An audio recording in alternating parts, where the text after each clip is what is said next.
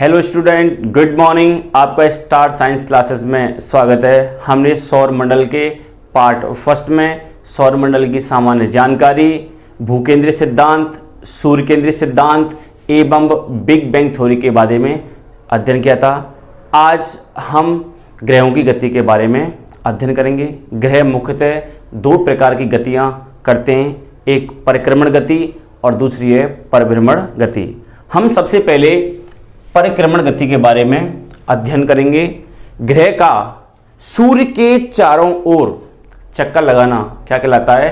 परिक्रमण गति कहलाता है। ग्रह का सूर्य के चारों ओर चक्कर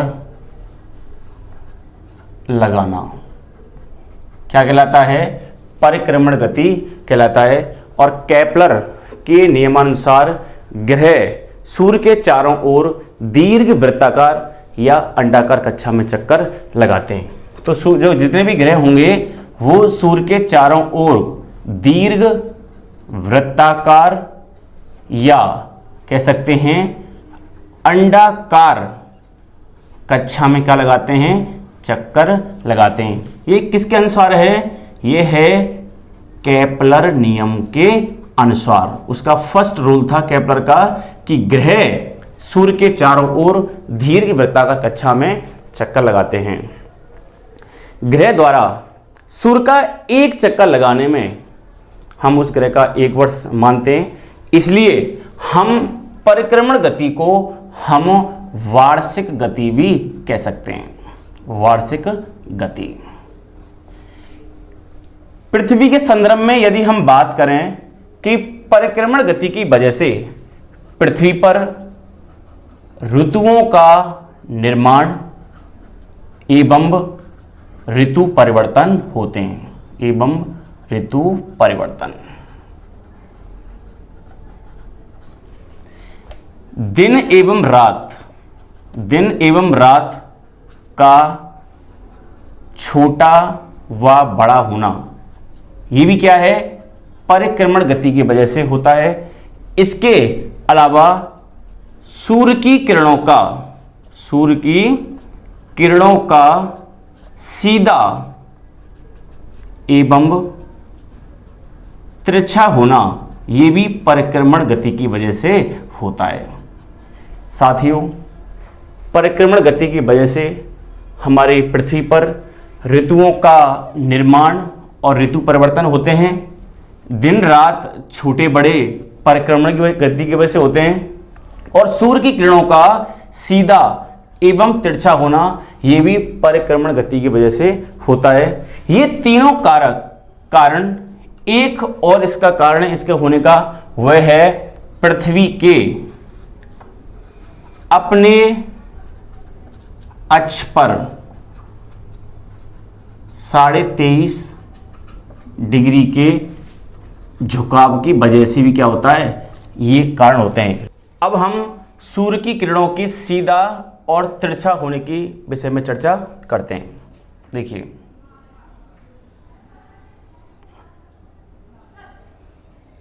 ये मान चलो कि पृथ्वी है और पृथ्वी के मध्य से एक काल्पनिक रेखा गुजरती है जिसे हम 0 डिग्री अक्षांश रेखा या हम जिसे भूमध्य या विषुवत रेखा के नाम से जानते हैं। हम इसको भूमध्य रेखा क्यों कहते हैं? कि भूमान होता है पृथ्वी और मध्यमान होता है बीच में। तो पृथ्वी के मध्य से होकर के गुजरने वाली रेखा क्या कहलाती है? भूमध्य रेखा कहलाती है, जिसे हम 0 डिग्री अक्षांश रेखा, हम इसको विषुवत रेखा भी कहते हैं। यह रेखा पृथ्वी को 2 बराबर भागों में बांट देती है। उत्तर वाला भाग उत्तरी गोलार्ध कहलाता है, जबकि दक्षिण वाला भाग दक्षिणी गोलार्ध कहलाता है। यदि 0 डिग्री अक्षांश रेखा के यदि हम ऊपर 23.5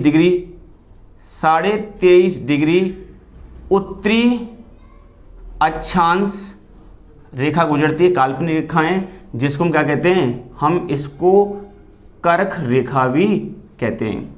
और इसी प्रकार से 0 डिग्री अक्षांश रेखा के नीचे 23.5 डिग्री दक्षिणी अक्षांश रेखा गुजरती है, जिसको हम मकर रेखा कहते हैं। यदि साथियों, यदि हम सूर्य की स्थिति देखें कि कर्क रेखा पर सूर्य किस दिन लंबवत रहेगा, भूमध्य रेखा पर सूर्य कब लंबवत रहेगा और मकर रेखा पर सूर्य की स्थिति कब लंबवत रहेगी, तो साथियों 21 जून को सूर्य कर्क रेखा पर लंबवत रहता है और सूर्य की किरणें कर्क रेखा पर बिल्कुल सीधी पड़ती हैं। इसके अलावा 23 सितंबर को सूर्य की किरणें भूमध्य रेखा पर सीधी पड़ती हैं।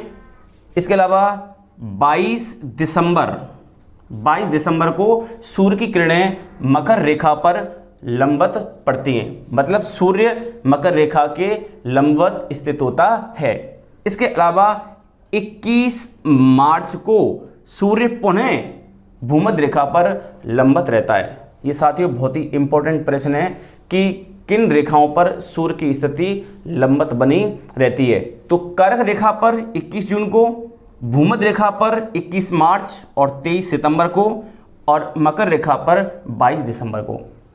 यदि मान चलिए कि सूरज 21 जून को आपके कर्क रेखा पर है, तो यहाँ पर सूर्य की किरणें सीधी पड़ती हैं।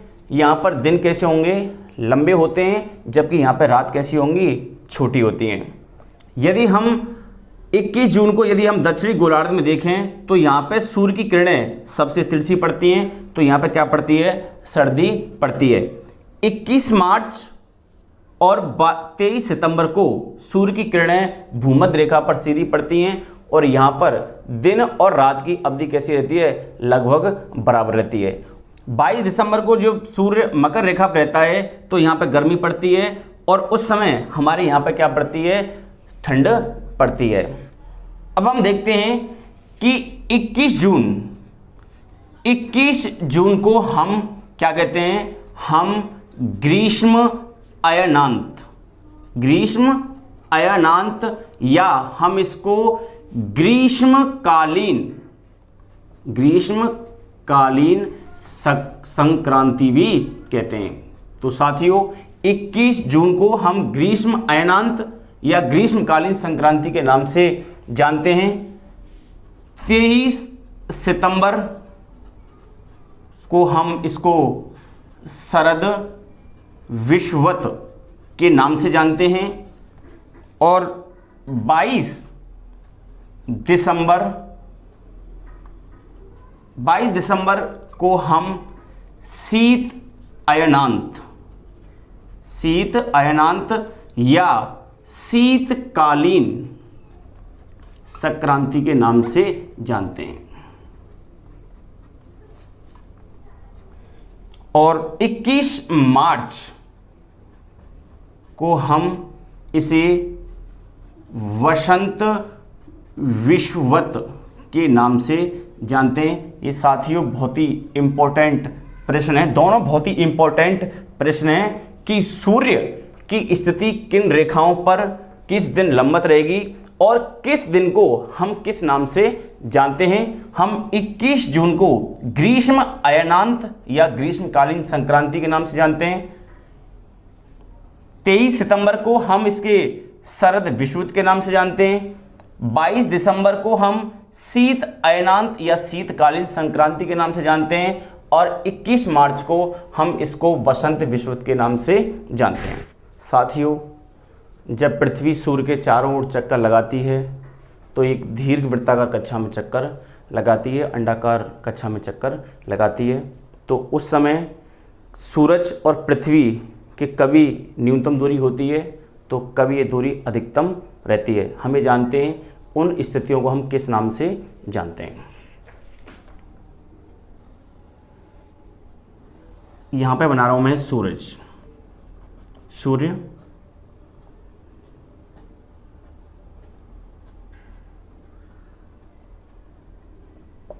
ये है पृथ्वी।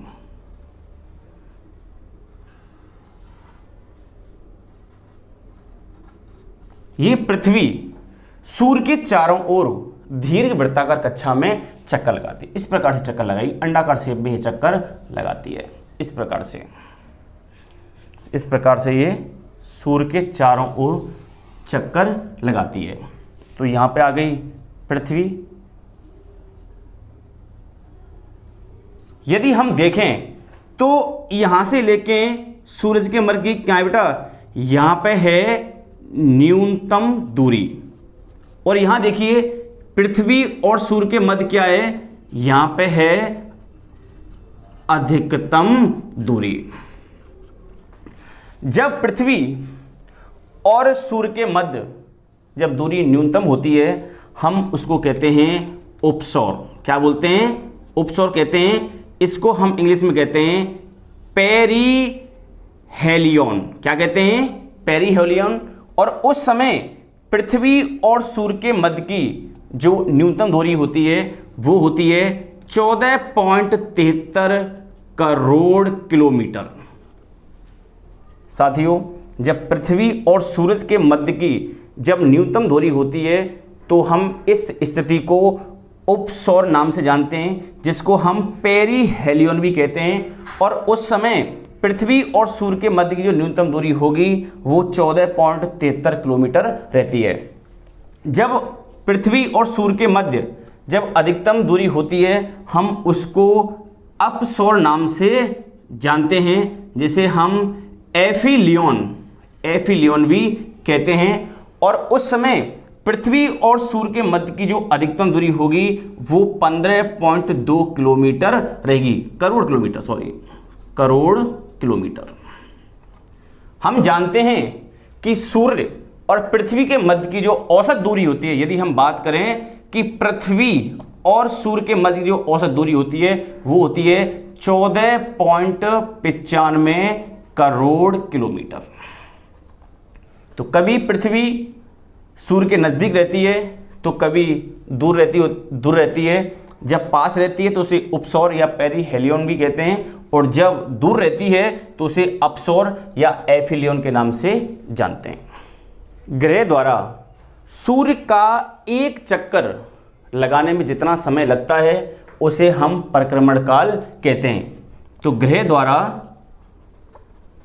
सूर्य का एक चक्कर मतलब कह सकते हैं परिक्रमा पूर्ण करने में लगा समय क्या कहलाता है? उसका परिक्रमण काल कहलाता है। और हर ग्रह का परिक्रमण काल क्या होता है? अलग अलग होता है। यदि हम सूर्य से ग्रहों को बढ़ते हुए क्रम में व्यवस्थित करें तो सूर्य के सबसे नजदीक ग्रह है वह है बुध, जिसे मरकरी कहते हैं। उसके बाद आता है शुक्र, वीनस।